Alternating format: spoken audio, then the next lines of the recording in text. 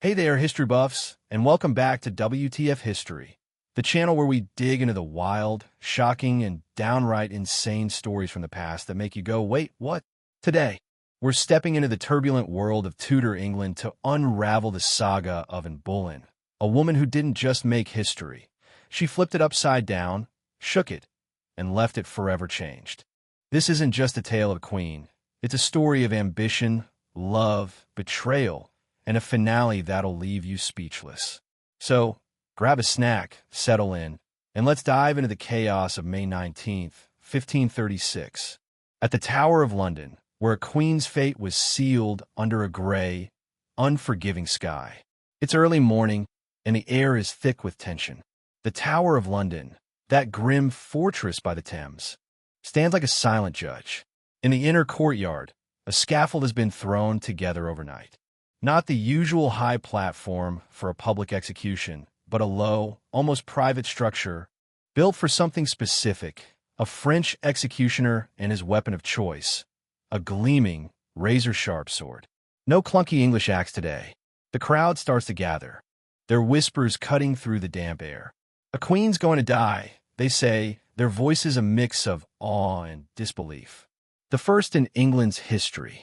Can you imagine the weight of that moment? This wasn't just any execution. It was Anne Boleyn, the woman who turned England into a religious and political battleground, about to face her final hour. Inside a small, cold chamber within the tower's walls, Anne wakes to her last day. She's 35, still carrying the elegance that once had King Henry VIII wrapped around her finger. For 17 days, she's been a prisoner here, surrounded by a handful of loyal ladies-in-waiting who've stuck by her through this nightmare.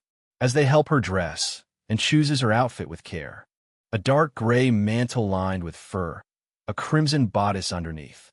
Smart choice. Those colors won't show the blood, but it's more than practical. It's a statement. She's still a queen, still in control. Even now, as her ladies fasten her gown, she touches her throat and says, with a wry smile, "I hear the executioner is very good. I have a little neck." That's Anne, facing death with a mix of courage and dark humor that makes you wonder how she held it together. Witnesses later scribbled down that comment, struck by her composure in the face of the inevitable. But how does someone like Anne Boleyn, a woman who rose from a diplomat's daughter to the Queen of England, end up here, with a foreign swordsman waiting to end her life? Let's rewind. Anne wasn't born with a crown in her cradle. Her father, Thomas Boleyn, was a slick diplomat, always hustling to climb the greasy pole of Tudor politics. Her mother, Elizabeth Howard, came from noble stock, giving and a touch of aristocratic cred. But what really set her apart was her education. As a teenager, she was shipped off to the French court, where she soaked up the Renaissance like nobody's business. Art, music, fashion, languages, the works. By the time she returned to England around 1522, she was a walking masterclass in sophistication. She wasn't your typical Renaissance beauty, olive skin, dark hair, and those intense dark eyes didn't match the pale and blonde ideal. But she had something far more dangerous, charisma, and could light up a room, outsmart scholars, and make everyone around her feel like they were in the presence of someone extraordinary. When she caught Henry VIII's eye, he was already married to Catherine of Aragon, a queen who'd been at his side for years, but was struggling to give him the one thing he craved, a male heir. Henry was obsessed with securing the Tudor dynasty, and Catherine's string of miscarriages and stillbirths wasn't cutting it. And, though, wasn't about to be just another mistress like her sister, Mary Boleyn, who'd been Henry's fling and got nothing but a shrug for it, and played a different game. "I'm not your concubine," she reportedly told him. "If you want me, you've got to make me queen." Talk about a power move. Henry was hooked, and for 7 years, yes, 7, he pursued her with a passion that bordered on madness. To marry, and he did the unthinkable. He broke with the Catholic Church, declared himself head of the new Church of England, and told the Pope and half of Europe to get lost. This wasn't just a love story. It was a revolution that reshaped England's soul. By January 1533, Anne and Henry were married in a hush-hush ceremony, and she was already pregnant. The kingdom held its breath, praying for a son. But in September, and gave birth to a girl, Elizabeth, who'd later become one of England's greatest rulers. Henry was disappointed, but he held out hope. Anne's reign as queen lasted just 3 years. But what if 3 years? She wasn't content to sit pretty and smile. She pushed for religious reforms, backed scholars, and got English translations of the Bible into people's hands, something the Catholic Church hated. To her supporters, she was a visionary, dragging England into a new age. To her enemies, and she had a long list, she was a scheming heretic who'd bewitched the king and torn the country apart. But the fairy tale didn't last. Anne's job, in Henry's eyes, was to deliver a male heir, and after Elizabeth, things went downhill fast. A miscarriage in 1534. Another in 1535, this time a boy. For a king who'd burned bridges with half of Christendom for a son. This was a catastrophe. Henry's love for her started to fade, and her enemies saw their chance. Chief among them was Thomas Cromwell, Henry's right-hand man and a political shark. By 1536, Cromwell was weaving a web to bring him down. Why? Power, politics, and maybe a personal grudge. And was too influential, too outspoken, and Cromwell wanted her gone. On May 2nd, 1536, the trap snapped shut and was arrested and hauled to the Tower of London.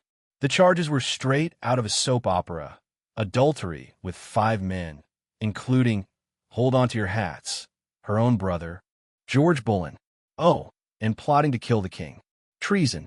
It was a pack of lies, cooked up to destroy her. Her trial on May 15th was a farce. No lawyer, no chance to question witnesses. Just a room full of men who'd already decided her fate. But it didn't go quietly.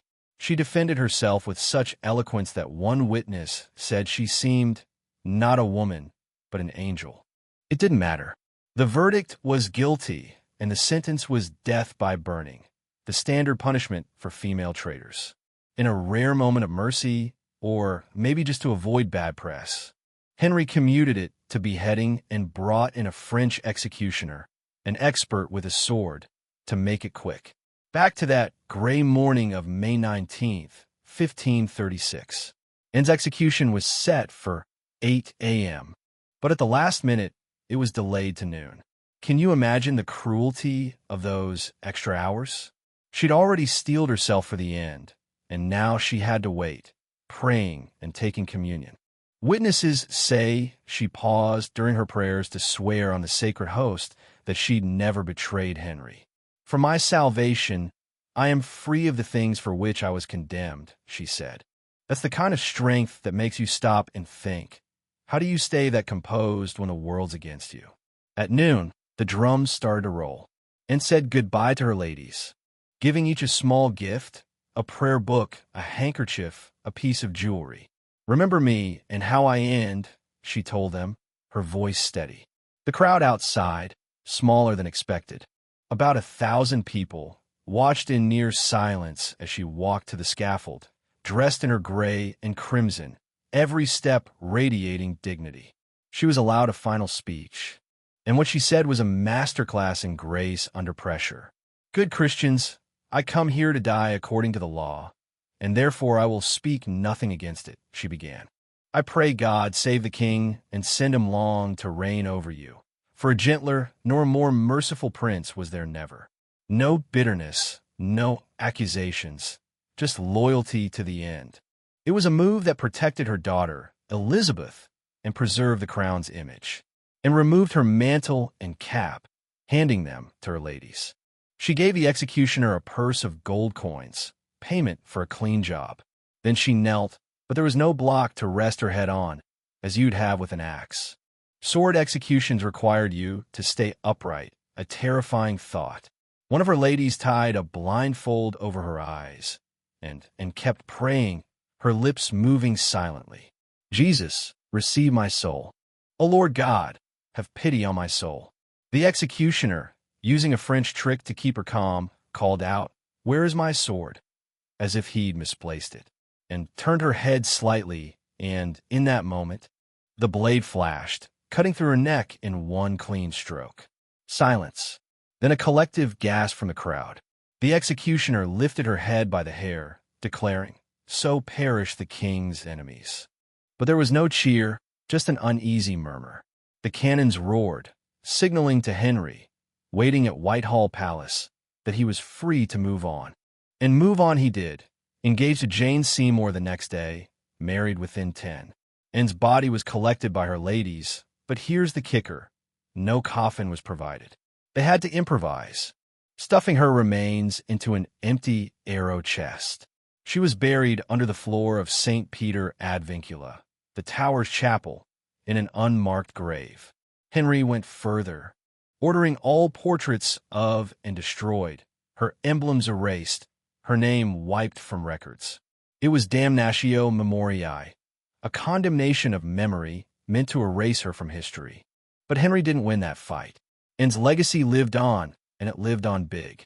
23 years later, her daughter, Elizabeth, took the throne as Elizabeth I, ruling for 45 years in what's often called England's Golden Age. Elizabeth leaned into her mother's legacy, even adopting Anne's white falcon emblem. She learned from Anne's fate, choosing never to marry and declaring herself wedded to England.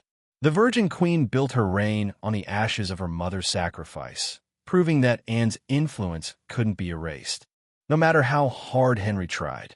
In 1876, during a restoration of St. Peter ad Vincula, bones were found where Anne was believed to be buried. Among them was a female skeleton with delicate bones and a small skull, likely Anne's. They were reburied with more respect, and today, a simple glass slab marks the spot where she died.